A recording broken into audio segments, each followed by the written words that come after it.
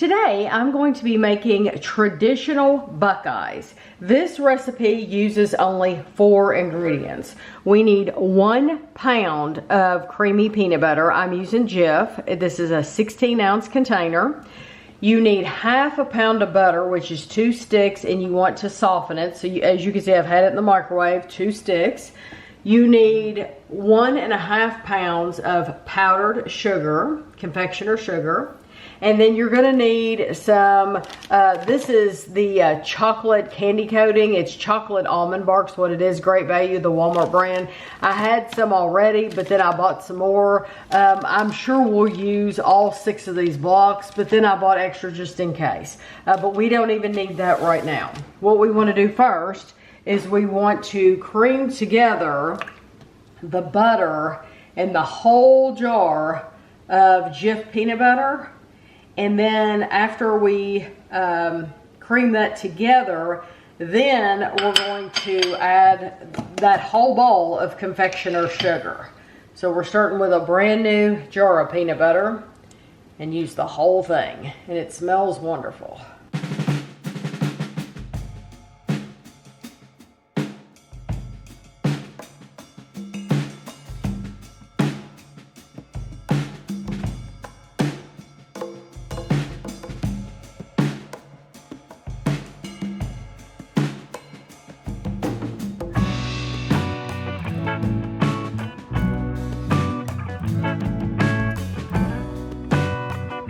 Looks really good the way it is. You see how I can just pick it up and it's kind of like Play-Doh. It's not crumbly, it's not dry or crumbly or anything like that, but it's a really nice like Play-Doh texture. So I'm not going to add any more of that sugar. So I probably added what, a pound, probably a pound and a quarter or something. Yeah, something like that. So that's the key with the Buckeyes, is you really just need to watch. And when you're my mixer too, it started like, it did not like me adding all that dry to it, and so I just did not need to add all that powdered sugar. So I'm gonna move over here, and I have a cookie sheet, and I have a piece of paper, parchment paper on my cookie sheet. And so I've already got a little ball started. This is about how big you want them. And just use your clean hands and make little ball size. They're supposed to be like little bite-sized balls. So this is probably about the same size that we make our Oreo balls. So I'm going to use every bit of this dough and then put it on this tray. And just make sure that your tray is a good size that'll fit into your freezer. Used to, in our old house, we had just a regular top freezer. Yeah, a top freezer. And so we didn't have any problem fitting anything into that freezer. But now we have a, it's like a side-by-side doors, is that what you would call it? And so it's thinner, and so you have to, you can only fit certain size cookie sheets in there. You know, I can roll those really nicely. I should be rolling these. So I'm gonna go back and roll these.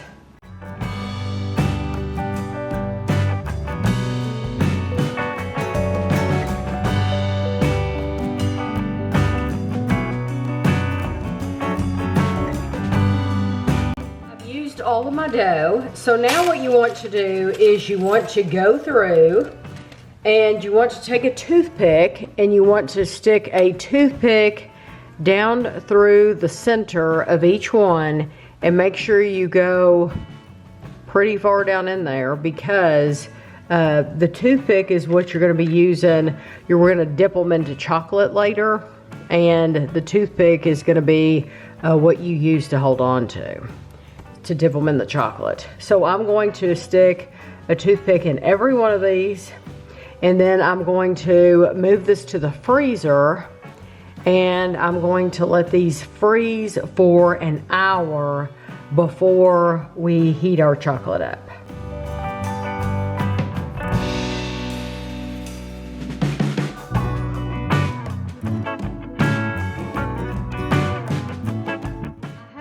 almond bark. This is the chocolate flavored candy coating, great value like I showed you. And I'm gonna use just 6 pieces at first, but then if we need more, we'll of course use more. But let me tell you how you do this. The melting instructions are on the back. It says place desired amount of coating into a microwave safe bowl. Microwave at full power for 60 seconds. Then stir thoroughly. Continue to heat in 15-second increments until the product is smooth. Caution, overheating of coating will cause it to burn. So you don't want it to burn, but I have a Pyrex bowl. You don't want it to burn, but then they're telling you to go for 60 seconds. But then you do it 15 seconds. But then 15-second increments after. You know if you burn it because it will get clumpy. Right, and we don't want that to happen. So, this is how it looks. And I'm just going to lay it in the bowl like this. And we'll heat it up and then we'll be back. So I got my balls out of the freezer. They were in there for probably an hour. And our chocolate is melted and it's really smooth looking. So you want to just take one of these. And then we're going to stir it around in the chocolate. And then leave some of the peanut butter showing. I probably should leave more showing than that. And then put it back on the parchment paper.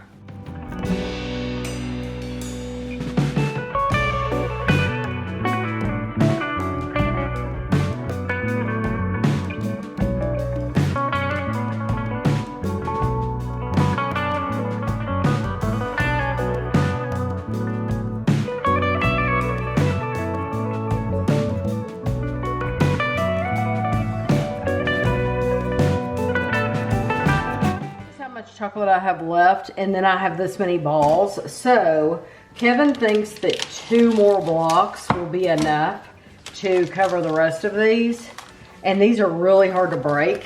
They're awful. They're awful. So I might go get the hammer. I'm not even kidding. I'll probably go get the hammer and break these, but I'm going to use 2 more blocks. So we melted the other 2 blocks, so now we're back to dipping our peanut butter balls.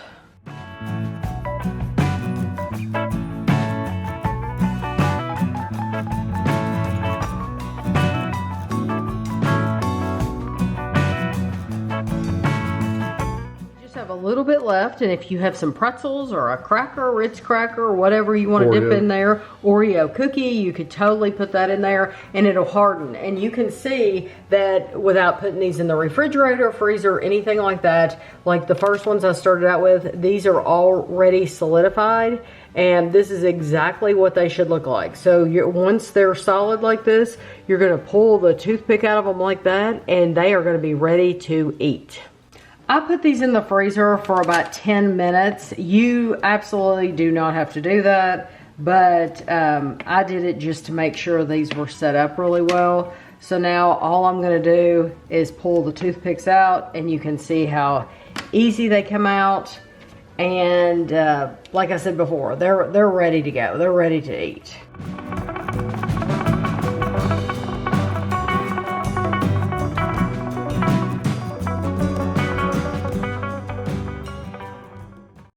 Give them a try. They're perfect.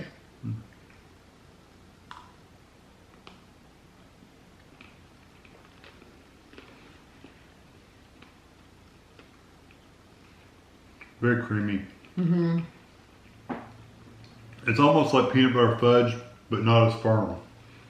It's funny you say that, because when I was forming them into balls, all that peanut butter, I thought this smells just like peanut butter fudge. That's wonderful, isn't it? It's a good layer of chocolate too, because it's not really thick. It's just thin enough to where you get a little snap. You get the flavor of it. It's really good. I like this. So, we did a recipe from Paula Deen. And hopefully you watched that recipe video. We made Buckeyes. I said in the video, they're really good. They're very sweet. There was nothing wrong with the flavor, but the texture was not what we are used to.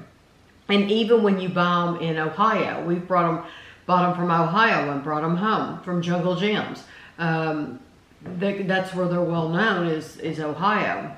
And they're this texture. This is the texture. This is the look. This is the color, the tint of the Buckeye, because it should look like peanut butter too. Yeah. It should not be crumbly. Yeah, these are very smooth. The Paul D ones were really bumpy and lumpy. Yes, and they were crumbly, and they shouldn't be that way. So I want to give a huge thank you to my friend Deanna, because she's a friend of mine that knows how to make all kinds of candy, especially like at Christmas. She makes all kinds of stuff, and this is one of the things that I remember her making. So when the Paula Deen ones didn't turn out right, or they turned out according to her recipe. So I shouldn't say they didn't turn out right. They turned out according to how they were supposed to. They weren't traditional. They tasted fine, but they were not traditional, right? So I reached out to my friend Deanna, and she gave me her recipe. And her recipe is actually double this. So if you took all the ingredients that we used and doubled it, that's her batch of Buckeyes. I can't even imagine doing that in our mixer, because our stand mixer was not happy. No, well, maybe if you do it with a dough hook. Oh, maybe with a dough hook. I think a dough hook would have been better. That KitchenAid was like... The paddle was like struggling. Yes, it was like bucking. So so this was a perfect amount for us. But she really came in, letting me know what I needed to do and how to make these. So I really appreciate that. But this is the kind that my mom made. This is like the traditional Buckeye recipe. This is how they tasted when I was a kid. Me too. So, and what we've had from Ohio more recently. Exactly. This is what we're used to. So this is the recipe you want to make. I think there's a really great peanut butter flavor. It's very creamy. Super creamy. Yeah, there's no dry spots at all. They were easy to roll into balls. It was just a completely night and day experience from what we had before. Yeah, they weren't trying to crack into. Exactly. So when you stuck your toothpick in them, they didn't want to crack.